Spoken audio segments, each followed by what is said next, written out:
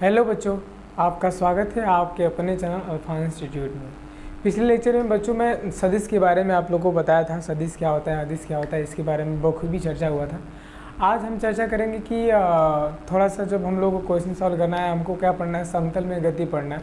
तो समतल की गति के प्रोस्पेक्ट में हम स्टार्ट करेंगे ना बच्चों। तो आप लोग को जब मैं शायद यही पढ़ा रहा था तो उसमें बताया था निर्देश तंत्र के बारे में। जब मोशन पढ़ा रहा था, गति पढ़ा रहा था, पहले मैंने निर्देश तंत्र के बारे में बताया था, फ्रेम ऑफ रेफरेंस के बारे में। तो बच्चों वही जो कार्तीय निर्देश तंत्र है उसको लेकर हम चलेंगे ना।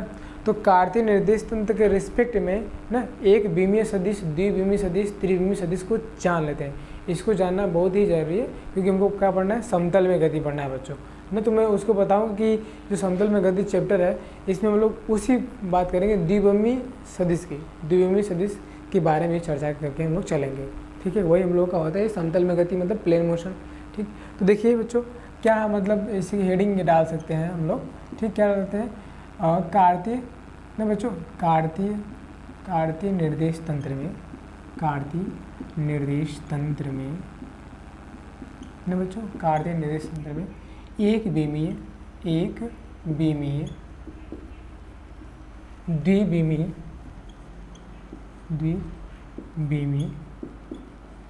तथा त्रिविमीय सदिश,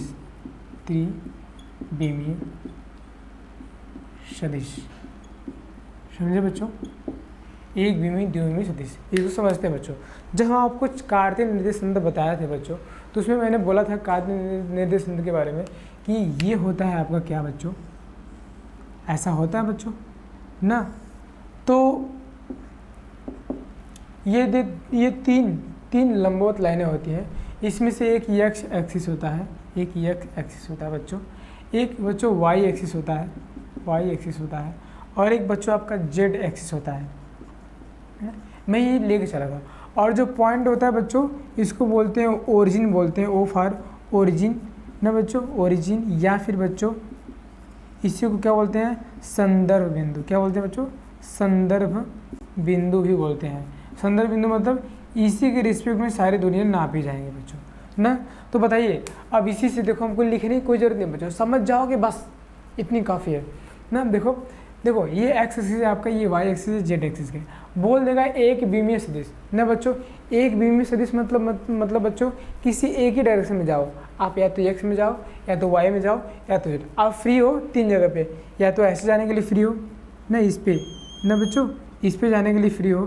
ठीक है, इस पे जाने के लिए फ्री हो, तो या फिर इस पे जाने के लिए फ्री हो बच्चों, या फिर इस पे जाने के लिए फ्री हो ना। तो एक होता है बच्चों पोजीशन ना, जैसे मान लीजिए आर है तो यहाँ पे देखो एक्स, वाई और जेड तीनों है ना।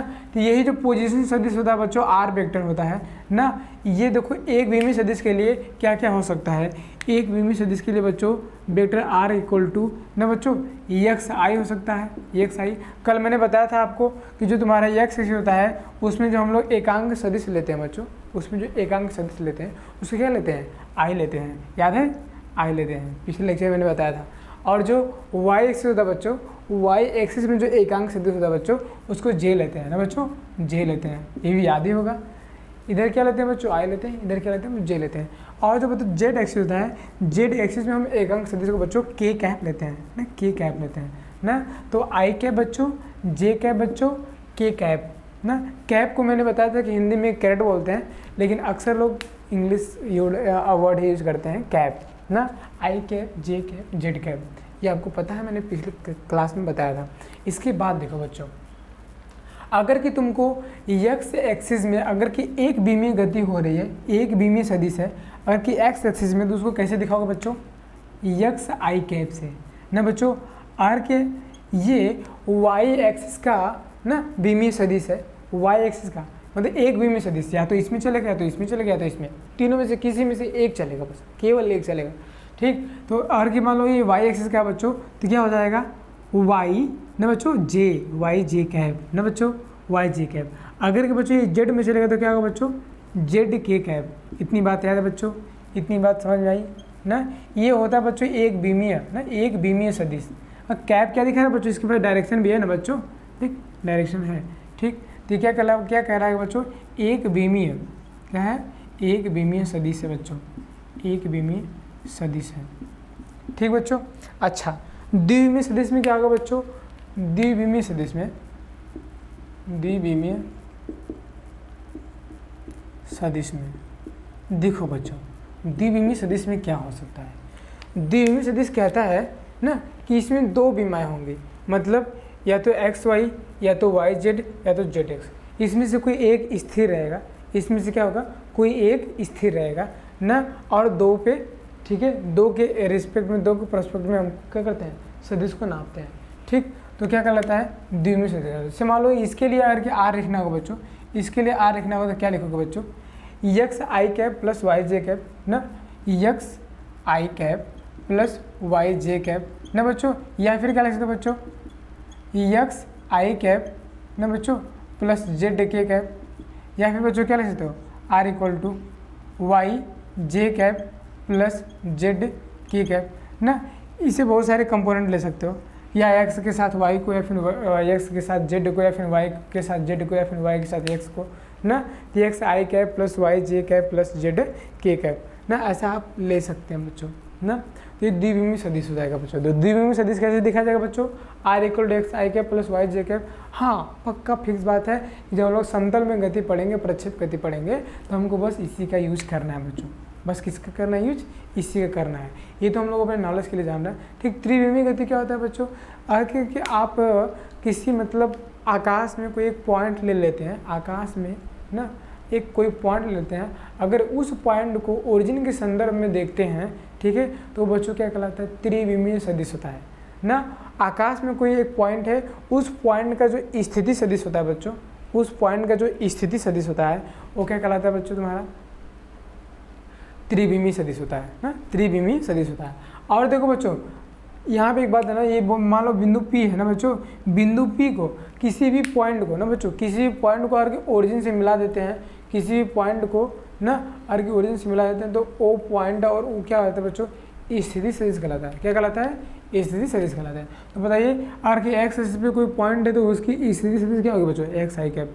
अगर कि वाई पे हो कोई पॉइंट तो उसका स्थिति सदिश क्या होगा बच्चों, R equal to Y J cap. मतलब कोई सी भी पॉइंट को अगर ओरिजिन से मिला देते हैं तो जो हमें वेक्टर प्राप्त होता है, जो हमें सदिश प्राप्त होता है, वो सदिश क्या कहलाता है, स्थिति सदिश कहलाता है। तो रट लीजिएगा ना, ये होता है स्थिति सदिश। ठीक, द्विविमीय केस में आ गया। अगर के बच्चों तुमको त्रिविमीय सदिश के रूप में लिखना होगा ना, त्रिविमीय सदिश ना, तो बिल्कुल सिंपल सा त्रिविमीय सदिश लिख सकते हो आप ना, त्रिविमीय सदिश। तो त्रिविमीय सदिश में बच्चों जो तुम्हारा स्थिति सदिश होता है, जैसे मान लीजिए पॉइंट P है, जो पॉइंट P आप दिखा रहा है क्या, 3 डायमेंशन दिखा रहा है ना, त्रिविमीय सदिश दिखा रहा है। तो यहाँ पे P को क्या लिख दो बच्चों, P को हमने यहाँ मान लो R है तुम्हारा ना, R इक्वल टू क्या लिख दो बच्चों, एक्स आई कैप ना बच्चों, वाई जे कैप और प्लस में जेड के कैप, ऐसे आप दिखा सकते हैं बच्चों। आई बात समझ में, R इक्वल टू इसकी स्थिति क्या हो जाएगी, R equal to X I cap plus Y J cap plus Z K cap. Okay बच्चों। अच्छा, ये तो क्या बच्चों, हम लोग सदिश के बारे में अच्छे से पढ़ लिए कि सदिश भाई साहब ये चीज़ें होती हैं, सदिश ये चीज़ें होती हैं, इन सब के बारे में आपको पढ़ लिया। अब क्या करना है बच्चों, अब हम लोगों को पढ़ना है सदिशों का संयोजन। क्या पढ़ना है, सदिशों का संयोजन। तो देखते हैं हम लोग क्या करते हैं।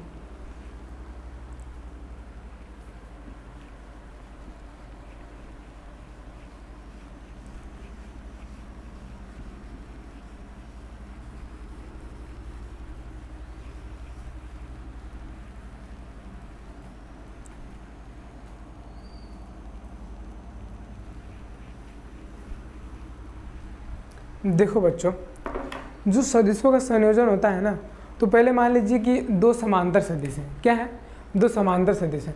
तो बच्चों जैसे मान लीजिए ना कि एक सदिश ऐसा है ना बच्चों, एक सदिश ऐसा है, तो अगर कि इसी के समांतर हम और कि यहाँ पे लिया के रख देंगे ना, तो ये दोनों सदिश को ऐसा कर सकते हैं कि कोई एक सदिश यहाँ है, इसको उठा के बिल्कुल यहाँ कर दें ना, कोई एक सदिश ऐसे है बिल्कुल जैसे है वो उसी तरह उठा के यहाँ रख दें। ठीक, कोई सदिश मान लीजिए ऐसे है, ठीक, बिल्कुल उठा के कहीं और रख दीजिए, या फिर इसको उठा के यहाँ रख दीजिए, बिल्कुल उसी तरह होना चाहिए। बस इसका पोजीशन आप क्या कर सकते हैं बच्चों, चेंज कर सकते हैं किसी भी सदिश का ना। तो मान लीजिए दो समांतर सदिश बच्चों, क्या है, दो समांतर सदिश है, दो समांतर सदिश को आपको जोड़ना है ना दो समांतर सदिश को जैसे आपको जोड़ना है तो उसको जोड़ने के लिए क्या कर सकते हो बच्चों देखो, जैसे मान लो बच्चों कि इसमें पहला होता है बच्चों ना दो समांतर सदिश को जोड़ना, ना दो समांतर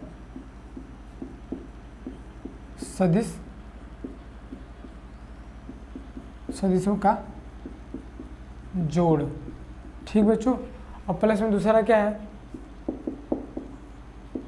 दो असमांतर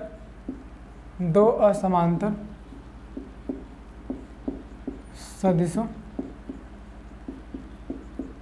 का जोड़। ठीक बच्चों, इसमें तीसरा लिख देना कि दो ना बच्चों दो विभिन्न राशियों का, दो अलग अलग राशियों का सदिश, दो अलग अलग सदिश राशि, दो अलग अलग सदिश राशि कभी भी जुड़ या घट नहीं सकती,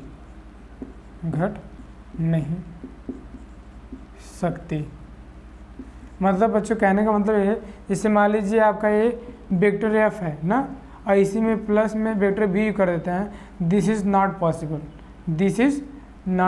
मतलब रिजल्टेंट कोई भी आ रहा है आपका, तो दिस इज़ नॉट पॉसिबल, मतलब दो अलग अलग राशियों को जोड़ के आप ऐसा नहीं कर सकते। दो समांतर राशियों का जोड़ सकते हैं, दो असमांतर राशियों को जोड़ सकते हैं ना बच्चों। अच्छा, तो हम समझते हैं, आप ये वाला तीसरा पॉइंट तो समझे होंगे, इन दोनों पॉइंट को बारी बारी समझते हैं। देखिए दो समांतर सदिश को कैसे जोड़ते हैं, जैसे मान लीजिए कि आपका सदिश एक ये है, आपका सदिश बिल्कुल ये है ना बच्चों, तो क्या करते हैं, या तो इसके पास इसको ला देते हैं या फिर इसके पास इसको ला देते हैं, दोनों की क्वांटिटी जोड़ के लिख देते हैं। जैसे मान लीजिए बच्चों ये 5 न्यूटन है बच्चों, कितना है 5 न्यूटन है, ये क्या बच्चों 10 न्यूटन है, कितना है बच्चों 10 न्यूटन है। क्या करते हैं, या तो 5 न्यूटन को ला देते हैं यहाँ पे, या फिर 10 न्यूटन को ला देते हैं यहाँ पे ना, मान लीजिए इसी को ला देते हैं, इसी को ला देंगे बच्चों ना, तो ये जुड़ के तुम्हारा क्या हो जाएगा 10 न्यूटन यहाँ और आ गया ना, तो मिला कितना हो जाएगा बच्चों तुम्हारा, मिला के हो जाएगा तुम्हारा 15 न्यूटन, कितना हो जाएगा बच्चों 15 न्यूटन। अगर ये समांतर हैं तो, अगर ये इसके बिल्कुल समांतर है तब हम ऐसा जोड़ सकते हैं। ठीक बच्चों, घटता का बच्चों अगर कि ये उल्टा पुल्टा हो तो घट जाएगा ना। देखिए जैसे मान लीजिए कि ये एक सदिश है ना, ये मान लीजिए 20 न्यूटन बच्चों, कितना बच्चों 20 न्यूटन फोर्स लग रहा है, ठीक ना, एक सदिश है। अगर किसी इसी के समांतर कोई एक विपरीत सदिश है ना, मान लीजिए बच्चों 5 न्यूटन का, कितना का बच्चों 5 न्यूटन का है। अगर कि इन दोनों को आपस में जोड़ोगे बच्चों तो क्या हो जाएगा, देखो ये दोनों आपस में जोड़ेंगे तो ना, लेकिन इनका जो क्वांटिटी है बच्चों घट जाएगा, क्या होगा क्वांटिटी घट जाएगा। तो 20 न्यूटन और 5 न्यूटन कितना हो जाएगा 15 न्यूटन, कितना हो जाएगा बच्चों 15 न्यूटन। इस प्रकार से बच्चों इसका घटाव होता है, इस प्रकार से इसको घटा होता है। तो मतलब बच्चों एक प्रकार से जुड़ाव ही होता है, लेकिन बट साइन डिफरेंट होने के कारण क्या होते हैं आपस में उसके परिमाण क्या होते हैं बच्चों घट जाते हैं, क्वांटिटी घट जाती है। ठीक, तो दो समांतर सदिश को हम इस प्रकार से जोड़ते हैं बच्चों। ठीक, अच्छा इसमें कुछ लिखना नहीं है बच्चों, ठीक, बस समझिए, आप लोग समझ लेंगे, कॉन्सेप्ट क्लियर, लिखने की कोई चीज़ थोड़ी ना है। ठीक, अब देखो दो असमांतर सदिशों को जोड़ना, दो असमांतर सदिशों का जोड़ना ना बच्चों, दो असमांतर सदिशों को जोड़ने में बड़ी परेशानी होती है बच्चों ना, लोगों को नहीं समझ में आया कैसे जोड़ा जाएगा, तो बहुत ही प्रयासों के बाद लोग जोड़ पाए। जैसे मान लीजिए एक सदिश है बच्चों, एक सदिश है आपका, एक सदिश है, इन दोनों को जोड़ना है, कैसे जोड़ पाएंगे, नहीं जोड़ पाएंगे ना बच्चों। अगर ये एक सदिश है बच्चों, एक सदिश है, इन दोनों को जोड़ना है, नहीं जोड़ पाएंगे, तो नहीं जोड़ पाते थे। इसके लिए बच्चों तो 2 नियम 3 नियम आए ना। पहला नियम क्या है बच्चों, पहला नियम है दो सदिशों को जोड़ने का ना बच्चों, दो सदिशों को ना बच्चों जोड़ने का त्रिभुज नियम ना बच्चों। और क्या है बच्चों, दूसरा क्या है, दो सदिशों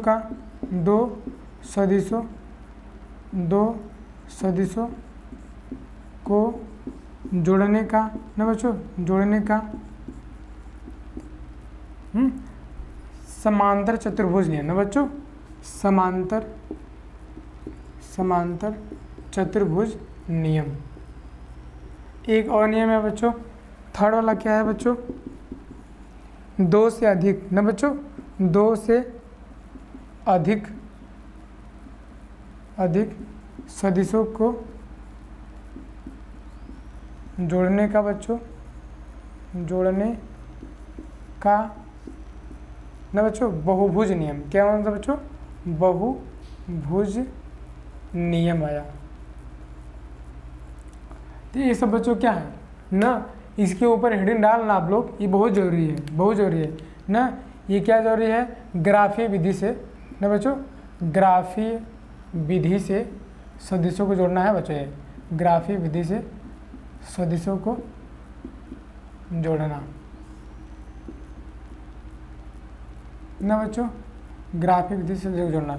जब ग्राफिक विधि से पढ़ लोगे तो ये सब ग्राफ विधि है ना, ग्राफ बनाएंगे फिर 2 सदिश को इस तरीके से जैसे नियम कहेगा ये, ठीक उस नियम को लगा के जोड़ेंगे ना बच्चों। तो क्या करते हैं हम लोग कि पहले 2 सदिशों को जोड़ने का त्रिभुज नियम पढ़ते हैं ना, त्रिभुज नियम पढ़ते हैं 2 सदिश को जोड़ने का। देखिए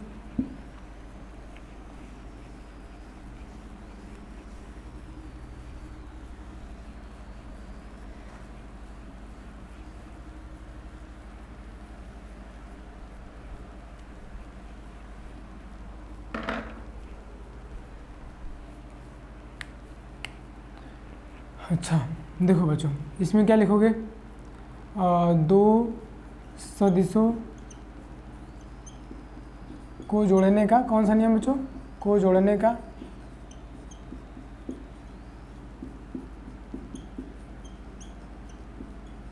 त्रिभुज नियम ना बच्चों। इसमें देखो बच्चों ना, आपका लैंग्वेज चाहे जैसा हो, आपका लैंग्वेज क्या हो चाहे जैसा हो, लेकिन आपकी बातें स्पष्ट होनी चाहिए कि आप क्या कह रहे हैं ना। इसमें क्या कहता है ना कि 2 सदिशों को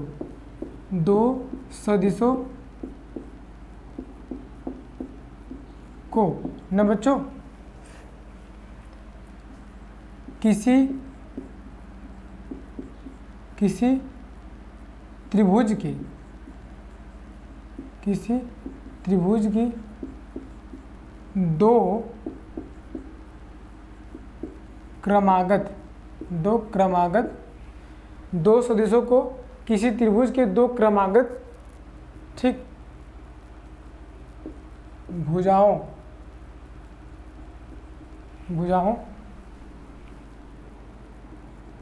पर व्यवस्थित करें। 2 सदिशों को किसी त्रिभुज के 2 क्रमागत भुजाओं पर व्यवस्थित करें ना बच्चों। तो त्रिभुज को जोड़ने वाली त्रिभुज को जोड़ने वाली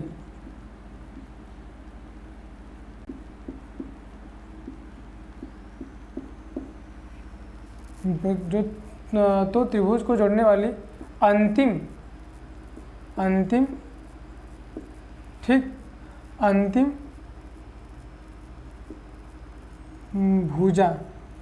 भुजा ठीक बच्चों, अंतिम भुजा परिणामी ना बच्चों, परिणामी सदिश को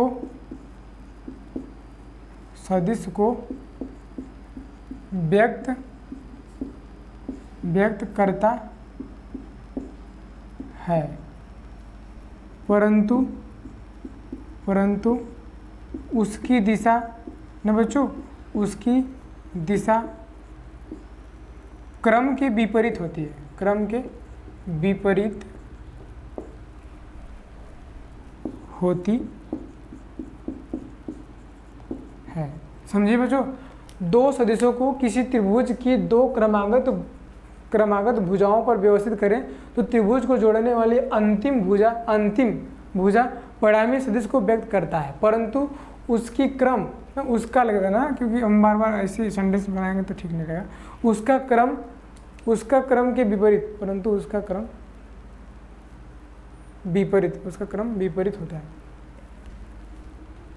उसका क्रम विपरीत, उसका क्रम क्रमागत भुजा के विपरीत होता है ना बच्चों, क्रमागत ना, उसका क्रम क्रमागत भुजाओं के विपरीत होता है, क्रमागत भुजाओं के विपरीत होता है। ठीक बच्चों, क्या लिखे, दो सदिशों को किसी त्रिभुज के दो क्रमागत भुजाओं पर व्यवस्थित करें तो त्रिभुज को जोड़ने वाले अंतिम परिणामी सदिश को व्यक्त करता है। तो त्रिभुज को जोड़ने वाली अंतिम भुजा परिणामी सदिश को व्यक्त करता है, परंतु उसका क्रम क्रमागत भुजाओं के विपरीत होता है, परंतु उसका क्रम या फिर उसका दिशा क्रमागत भुजाओं के क्या होता है, विपरीत होता है। समझो बच्चों, देखो जैसे क्या बोल रहा है, जैसे मान लीजिए एक वेक्टर ये है आपका ना, एक वेक्टर ये है आपका ना, इसको क्या करेंगे कि इसको हम एक त्रिभुज के दो संलग्न भुजाओं के ना, दो क्रमागत भुजाओं के रूप में व्यवस्थित करेंगे। तो मान लीजिए पहले मैंने इसको ड्रा कर लिया बच्चों, पहले इसको ड्रा कर लीजिए ना, ये मान लीजिए वेक्टर ए है आपका, ठीक है, ये आपका वेक्टर बी है।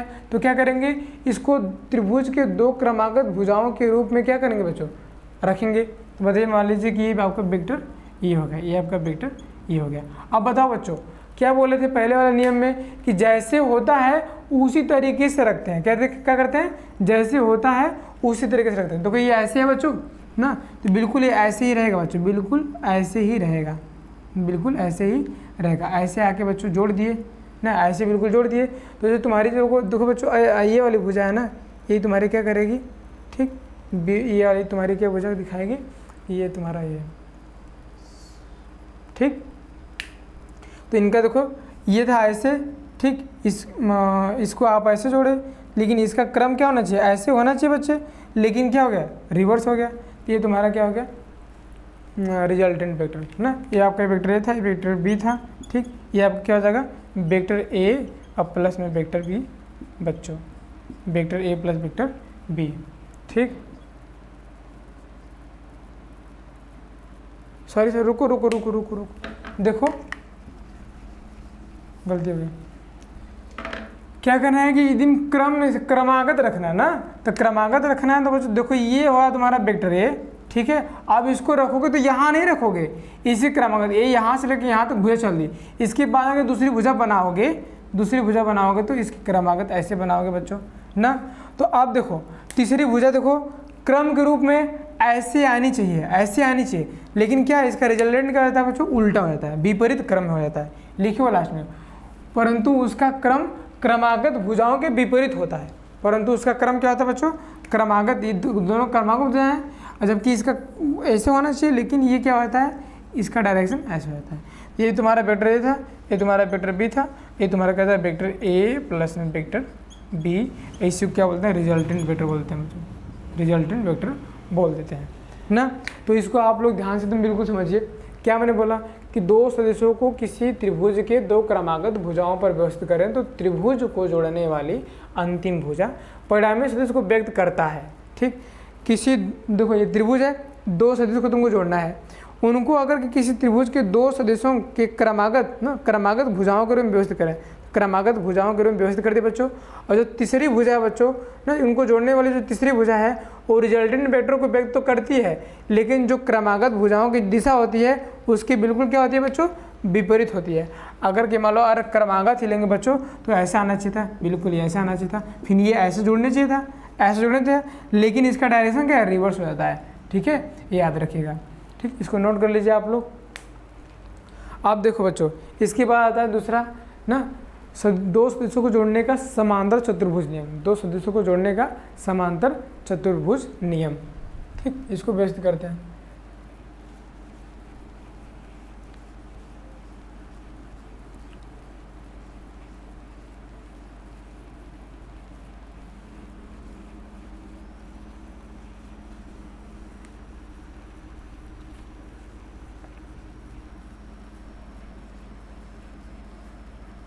अब समझिए बच्चों, देखिए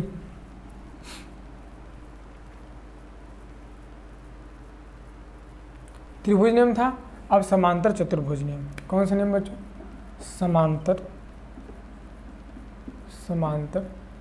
चतुर्भुज। चतुर्भुज को ऐसे दिखाया जाता है बच्चों, चतुर्भुज नियम। अच्छा, इसको समझिए, ये क्या कहता है,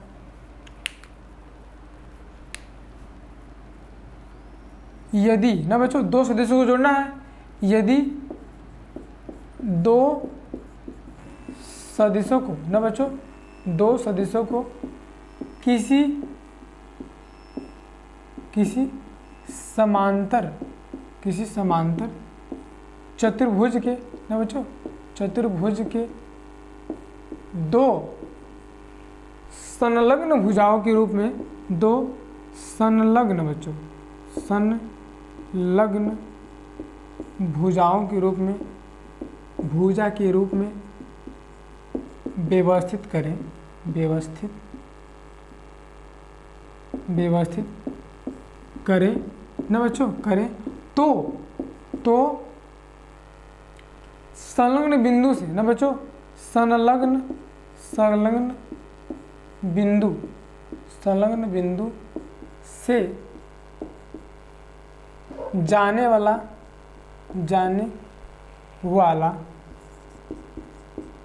समांतर चतुर्भुज का विकर्ण ना बच्चों, समांतर चतुर्भुज का विकर्ण,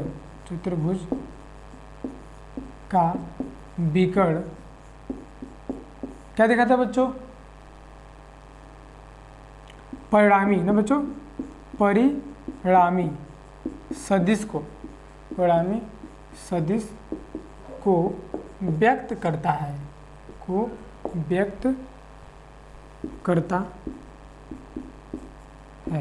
इसका मतलब समझे बच्चों, ये क्या कह रहा है, ये कह रहा है, इसे मान लीजिए कि दो सदिश हैं, दोनों सदिश को समांतर चतुर्भुज के दो संलग्न भुजाओं के रूप में व्यवस्थित करें। तो समांतर चतुर्भुज आपका कैसा होता है बच्चों, ऐसा होता है समांतर चतुर्भुज ना। संलग्न भुजाएं के बारे में आप लोगों को पता होगा, दो लगी हुई भुजाएं, दो आपस में लगी हुई भुजाएं क्या कहलाती हैं, संलग्न भुजा कहलाती है। जैसे मान लीजिए ए भुजा है, ए बी भुजा है, ए सी भुजा है, ए डी भुजा है ना बच्चों। तो ए भुजा और बी का क्या, ए बी क्या है आपस में संलग्न भुजा है, बी और सी आपस में क्या बच्चों, संलग्न भुजा है, सी और डी आपस में क्या बच्चों, संलग्न भुजा है, और ए और डी आपस में क्या बच्चों, संलग्न भुजा है। तो कैसे करेंगे, किन्हीं दो संलग्न भुजाओं पे अगर के हम किन्हीं दो सदिशों को, मान लो सदिश ये है तुम्हारा ना, मान लो तुम्हारा सदिश ये है, ये सदिश बी है तुम्हारा, ठीक। इसको क्या करिए, उठा के आप एक समांतर चतुर्भुज के दो संलग्न भुजाओं पे व्यवस्थित कर देते हैं, व्यवस्थित कर दिए। ये जो तुम्हारा विकर्ण मिलता है बच्चों, जो संलग्न बिंदु ये तुम्हारा संलग्न बिंदु क्या है, ये क्या बोला है, संलग्न बिंदु से जाने वाला विकर्ण, संलग्न बिंदु से होकर जाने वाला विकर्ण जो होता है बच्चों, वो क्या कहलाता है, रिजल्टेंट, परिणामी सदिश को व्यक्त करता है, परिणामी सदिश को व्यक्त करता है। समझो, देखो बच्चों क्या बोल रहा है कि यदि दो सदिशों को किसी समांतर चतुर्भुज के दो संलग्न भुजाओं के रूप में व्यवस्थित करें, तो संलग्न बिंदु से होकर जाने वाला ना बच्चों विकर्ण परिणामी सदिश को व्यक्त करता है, ठीक बच्चों, ठीक है, वो व्यक्त करता है। तो ये तुम्हारा क्या हो जाएगा, रिजल्टेंट वेक्टर हो जाएगा बच्चों ना। बिल्कुल आसानी से आपको समझ में आया ना। अच्छा बच्चों, इसके बाद ये तो ग्राफिक विधि का दो था, एक होता है बहुभुज नियम। क्या होता है बच्चों, बहुभुज नियम को बच्चों हम पार्ट वाइज त्रिभुज के नियम से कर सकते हैं, लेकिन इन्होंने एक नियम दे दिया है, सीक्वेंस दे दिया है, आप लोग एक ही बार में कर सकते हो ना। देखो कैसे कर सकते हो, अब ये नोट कर लेना, मिटा देते हैं इसको। हम देखेंगे बहुभुज नियम ना बच्चों। बहुभुज नियम नहीं है, बहुभुज नियम एक प्रकार का जो तुम्हारा त्रिभुज नियम है उसी का एडवांस फॉर्म है। एडवांस फॉर्म क्या है, उसमें त्रिभुज नियम लगता ही है, बस पार्ट करके लगता है ना। देखिए अब कैसे होता है बहुभुज नियम। दो सदस्यों को, यहाँ दो नहीं रहेगा बच्चों, दो से अधिक ना बच्चों, अब बस नहीं रहेगा, सदिश को जोड़ने का, ठीक, बहुभुज नियम, बस ऐसे बहुभुज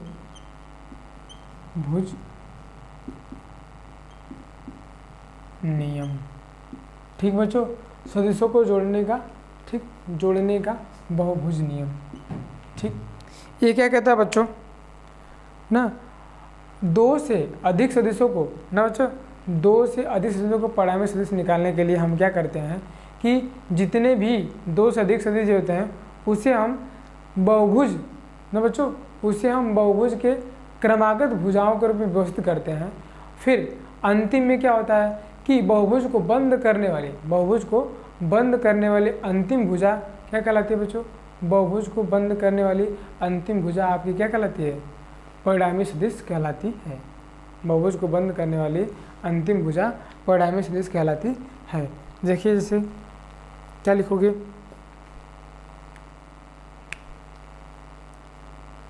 इससे मान लेते हैं आपको एक जैसे एग्जाम्पल, जैसे मान लो बच्चों एक सदिश ये है, ठीक है, एक बार समझा देते हैं। एक सदिश ये है, एक सदिश ये है, एक सदिश ये है, ठीक बच्चों, और ऐसा हो गया, एक सदिश ये ले लेते हैं बच्चों, ठीक, और एक सदिश ऐसा ले लेते हैं, सबको जोड़ना है बच्चों ना। तो इसी चारों को मान लो ये वेक्टर ये है, ये वेक्टर ये है ना बच्चों, ये वेक्टर बी है, ये वेक्टर सी है, ये वेक्टर डी है ना बच्चों। अब इनको जोड़ के हमको क्या करना है? इनका परिणामी सदिश निकालना है। तो क्या करेंगे? पहले वेक्टर ए को बना लेते हैं, वेक्टर ए बच्चों ना। इसके बाद कौन जोड़ सकता है? देखो ध्यान से कि किसको जोड़ने में आसानी हो। वेक्टर बी को जोड़ सकते हैं इसके बाद ना, जोड़ दीजिए, वेक्टर बी को जोड़ दीजिए, ठीक बच्चों, वेक्टर बी को जोड़ दीजिए। जैसे है बच्चों एकदम बिल्कुल उसी तरह आपको लिखना है, बिल्कुल उसी तरह, तनिक भी आनाकानी नहीं करना है। वेक्टर ए के साथ वेक्टर बी जोड़ती है, क्या करिए, क्या बोल रहे हैं? क्रमागत ना, बहुभुज की क्रमागत भुजाओं के रूप में व्यवस्थित करना है। तो एक के बाद एक हो गया दूसरा। अब क्या करना है बच्चों? किसको जोड़ सकते हो? सी को जोड़ दो। सी देखो ऐसे है ना, सी को जोड़ सकते हो, ठीक, वेक्टर सी को आपने जोड़ दिया, ठीक बच्चों। अब वेक्टर डी को जोड़ोगे, किसको जोड़ोगे? वेक्टर डी को जोड़ोगे, वेक्टर डी को ना। तो क्या कहता है कि जो अंतिम भुजा बचेगी जोड़ने के लिए, जो अंतिम भुजा बोल रही है वही क्या कहलाएगा बच्चों? तुम्हारा परिणामी सदिश को दिखाएगा। कैसे दिखाएगा अभी देख लो ना। देखो अगर कि बच्चों वेक्टर ए और वेक्टर बी में अगर ट्रायंगल ला लगा देंगे, ट्रायंगल ला लगा देंगे, तो बताओ ये तुम्हारा हो जाएगा क्या? यहाँ पे आर इक्वल टू कितना जाएगा बच्चों? यहाँ आर ही मानते हैं, डी हो गया ना, यहाँ पे ई मानते हैं, ई इक्वल टू कितना जाएगा बच्चों? Vector A plus vector B, कितना जाएगा? Vector A plus vector B. तो अब बच्चों देखो, अब ये क्या बन गया तुम्हारा? वेक्टर ई बन गया, ए बी मिटा दें, वेक्टर ई बन गया, रिजल्टेंट इसका रिजल्टेंट ई बन गया। अब देखो बच्चों इसको देखोगे, ये भी त्रिभुज फॉर्म कर सकता है ना। इसका रिजल्टेंट मान लेते हैं ये है, इसका रिजल्टेंट क्या है? ये है। तो ये वेक्टर ई है तुम्हारा, ये वेक्टर ई है तुम्हारा ना बच्चों, ये वेक्टर ई है, ये वेक्टर सी है। इनका रिजल्टेंट वेक्टर क्या हो जाएगा बच्चा? बताओ, ये वाला हो जाएगा, इसका रिजल्टेंट ए हो जाएगा, इसका एफ नाम देते हैं। वेक्टर एफ इक्वल टू कितना? Vector E plus vector C, त्रिभुज के नियम से बच्चों, vector E plus vector C ना बच्चों ना। तो हम जान गए कि ये वेक्टर एफ है, तो मिटा देते हैं, वेक्टर एफ हो गया। अब देखो बच्चों, अब बचा कौन कौन? ये बचा ना, ये सब खत्म ना, हमका रिजल्टेंट, ये सब का रिजल्टेंट ले लिया मैंने, बता बचा ये तुम्हारा। तो बताओ ये इसका डायरेक्शन इधर, इसका डायरेक्शन इधर है, तो जो रिजल्टेंट वेक्टर इसका आएगा ये ना, ये क्या हो जाएगा? Vector F plus vector D ना, इसका नाम देते हैं जी। जी मतलब रिजल्टेंट वेक्टर हो गया, और वेक्टर एफ प्लस में वेक्टर डी ना, ऐसे फॉर्म होता है ना। तो इसको लिख दो। अब कैसे लिखोगे?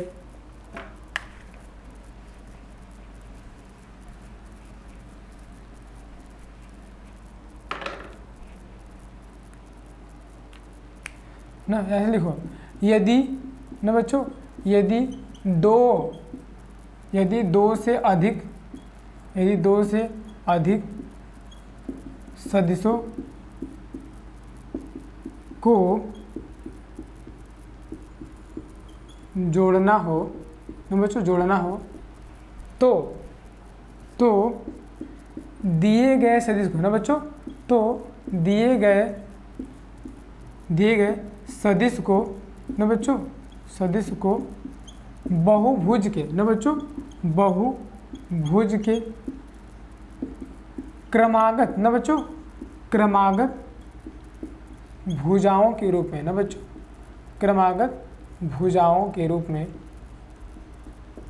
क्रमागत भुजाओं के रूप में व्यवस्थित करने पर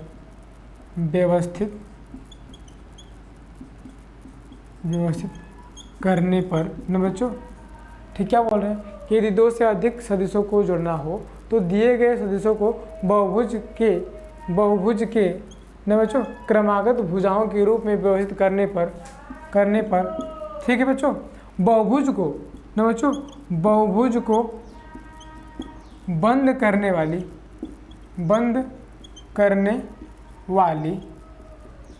अंतिम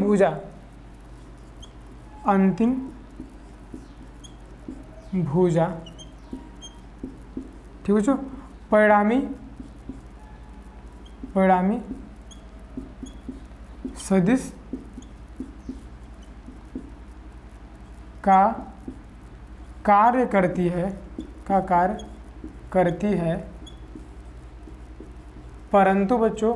परंतु इसकी दिशा क्या होती है बच्चों?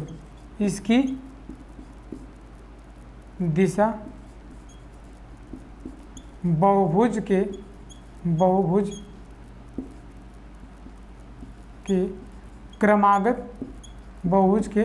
क्रमागत भुजाओं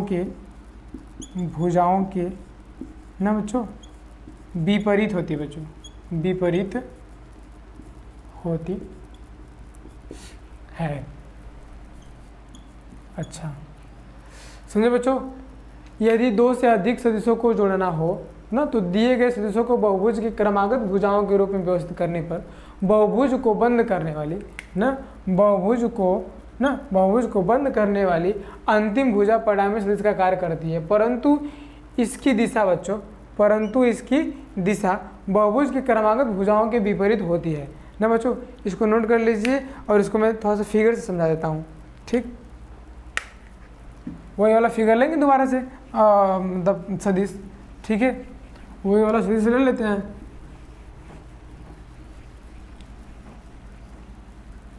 देखो क्या करेंगे, इससे मान लो बच्चों तुमको बहुत सारे सदिश दिए हैं ना, सपोज दैट देखो यहाँ देखना, यहाँ वेक्टर मान लो ए दिया है बच्चों, ठीक, वेक्टर बी कुछ ऐसा दिया है बच्चों, ठीक, वेक्टर सी आपको कुछ ऐसा दिया है, वेक्टर डी आपका कुछ ऐसा दिया है, वेक्टर ई आपका कुछ ऐसा दिया है, वेक्टर एफ आपका कुछ ऐसा दिया है। कितने वेक्टर होंगे बच्चों? Vector A, vector B, vector C, vector D, vector E, vector F. इसको क्या करते हैं हम बहुभुज के रूप में व्यवस्थित करते हैं क्रमागत। तो पहले देखो वेक्टर ए को बना लेते हैं। किसको बना लेते हैं? वेक्टर ए को बना लेते हैं। देख लीजिए आपका वेक्टर ए ऐसा ही है, वेक्टर ए आपका ऐसा ही है। फिर वेक्टर बी को बना लेते हैं, तो वेक्टर बी देखो ये आपका ऐसा है, वेक्टर बी आपका ऐसा है। वेक्टर सी को बना लेते हैं, तो वेक्टर सी देखिए बच्चों ऐसा है आपका, वेक्टर सी ऐसा है, पक्का बात है। वेक्टर डी, वेक्टर बी देखो ऐसा दिखाया है ना, ऐसे दिखाया है, तो आपका वेक्टर डी हो गया बच्चों। अब वेक्टर ई बोला ऐसा है, वेक्टर ई बोला क्या ऐसा है, ऐसा है बच्चों। फिर जो वेक्टर एफ बच्चों कैसा है, ये वेक्टर ई आपका, और वेक्टर एफ कैसा बच्चों ऐसा है ना, वेक्टर एफ क्या बच्चों ऐसा है ना। तो देखो ये तुम्हारा बहुभुज बना ना, लेकिन तो बता रहा है कि जो अंतिम भुजा है उसको जो जोड़ता है वही तुम्हारा क्या होता है बच्चों, रिजल्टेंट वेक्टर होता है, परिणामी सदिश होता है। लेकिन बच्चों ये देखो कैसे जा रहा है, इधर इधर इधर इधर, फिर ऐसे ऐसे, इसका क्रम ऐसे है, इसका डायरेक्शन से चल रहा है, लेकिन एक क्रमागत भुजाओं के डायरेक्शन में ना होके सीधे उल्टा डायरेक्शन होता है। क्या होता है? सीधे उल्टा डायरेक्शन। तो ये तुम्हारा क्या आता है, रिजल्टेंट सदिश आता है, रिजल्टेंट सदिश आ जाता है। अगर के बच्चों तुमको और के त्रिभुज का नियम लगाए देखो यही आएगा ना। देखो यार के वेक्टर ए और वेक्टर बी का और के रिजल्टेंट लेंगे तो क्या आ जाएगा बच्चों, ये आ जाएगा ना। इसका नाम दे दो टी, नहीं एस नाम देते हैं, यस, ठीक। अगर कि ये देखो अब ये भी त्रिभुज फॉर्म कर देगा, ये और ये, इसका काम खत्म हो गया ना। तो देखो ये क्या आएगा बच्चों, ये टी आ जाएगा, क्या आ जाएगा, टी पीट रह जाएगा। अब देखो यहाँ भी एक त्रिभुज बन रहा है बच्चों, ये त्रिभुज बन रहा है, इनका मान लो यू आ गया, क्या आएगा बच्चों, यू आ गया। अब ये और ये मिलके क्या त्रिभुज बना देंगे, तो इनका क्या आ जाएगा बच्चों, देखो ये और ये मिलके क्या ये ला देंगे, वी आ गया ना, वी आ गया, ठीक बच्चों, वी आ गया। अब ये और ये दोनों मिलके क्या ला देंगे, आर को ला देंगे, ठीक। तो आपका यहाँ तक क्या बहुभुज नियम, त्रिभुज का समांतर त्रिभुज नियम सब आपका कंप्लीट हो गया ना बच्चों, आपका सब कंप्लीट हो गया। इसके बाद बच्चों ना हम लोग क्या करेंगे कि गणितीय विधि से इसका रिजल्टेंट फाइंड आउट करेंगे ना।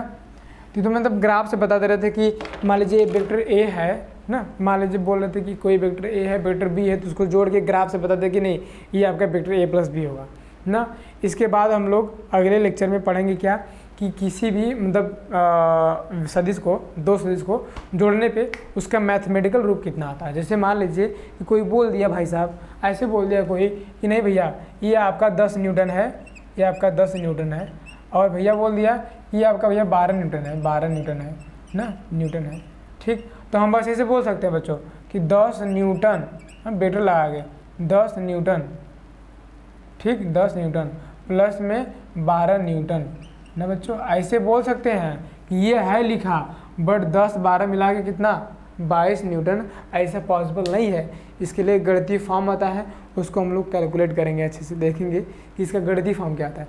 ग्राफिकल मेथड से तो हम बोल देंगे कि ये तुम्हारा कोई एक वेक्टर ए है और ये वेक्टर तुम्हारा बी है, तो इसका जो रिजल्टेंट आएगा ये वाला ना बच्चों, ये आएगा रिजल्टेंट आएगा जो वेक्टर, वो आएगा आपका वेक्टर ए प्लस में वेक्टर बी आएगा ना। बट हमको मैथमेटिकल फॉर्म से ये वैल्यू पता नहीं है, तो हम लोग थीटा उटा मांग के ना इसको प्रूव करेंगे अगली क्लास में। ठीक, तो आज के लिए बस बच्चों इतना ही।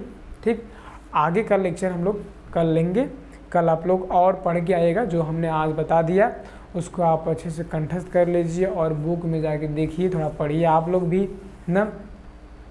वैसे भी देख रहे हैं कि 11th के बच्चे ज़्यादा रिलैक्स महसूस कर रहे हैं अपने आप को। कुछ ही बच्चे पढ़ने वाले हैं, मतलब पढ़ने वाले के सब होते हैं, लेकिन रिलैक्स ज़्यादा महसूस कर रहे हैं। लेकिन मैं आपसे यही कहना चाहूँगा बच्चों कि आपका ये मतलब जो समय चल रहा है, ठीक है, 11th, यही आपकी ज़िंदगी को बदल सकता है ना।